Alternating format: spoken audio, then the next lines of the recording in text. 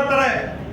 ಅದಕ್ಕೋಸ್ಕರ 2022 ವಿದ್ಯುತ್ ತಿದ್ದುಪಡಿ ಮಸೂದೆಯನ್ನು ಪಾರ್ಲಿಮೆಂಟ್ ಅಲ್ಲಿ 5-6 ಬಾರಿ ತಂದ್ರು ಅದನ್ನ ಪಾಸ್ ಮಾಡಕ್ಕಾಗಲಿಲ್ಲ. ಪಾರ್ಲಿಮೆಂಟ್ ಅಲ್ಲಿ ಪಾಸ್ ಆಗಬೇಕಾಗಿತ್ತು, ಚರ್ಚೆ ಆಗಬೇಕಾಗಿತ್ತು.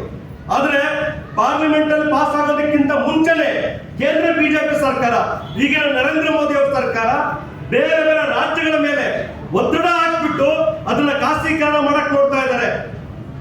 ಚಂಡೀಗಢ ಎಲೆಕ್ಟ್ರಿಸಿಟಿ ಏನ್ ಡಿಸ್ಟ್ರಿಬ್ಯೂಷನ್ ಕಂಪನಿ ಇದೆ, ಅತ್ಯಂತ ಲಾಭದಾಯಕವಾಗಿ ನಡೀತಾ ಇದೆ. ಆದ್ರೆ ಅದು ಖಾಸಗೀಕರಣ ಆಗಿದೆ. ಈಗ ಗೋಯಂಕ ತಗೊಂಡಿದ್ದಾರೆ ಅದನ್ನ. ಬೇರೆ ಬೇರೆ ಮಹಾನಗರಗಳು, ದೆಹಲಿ ಇರ್ಬೋದು, ಕಲ್ಕತ್ತಾ ಇರ್ಬೋದು, ಅಥವಾ ಮುಂಬೈ ಇರ್ಬೋದು, ಅಲ್ಲಿ ಡಿಸ್ಟ್ರಿಬ್ಯೂಷನ್ ಈಗಾಗಲೇ ಖಾಸಗಿಯವರಿಗೆ ವಹಿಸಿದ್ದಾರೆ. ಅಲ್ಲಿ ಒಂದು ವಿದ್ಯುತ್ ಯೂನಿಟ್, ಒಂದು ಯೂನಿಟ್ಗೆ 12 ರೂಪಾಯಿ, 10 ರೂಪಾಯಿ, 13 ರೂಪಾಯಿ ಚಾರ್ಜ್ ಮಾಡ್ತಾ ಇದ್ದಾರೆ.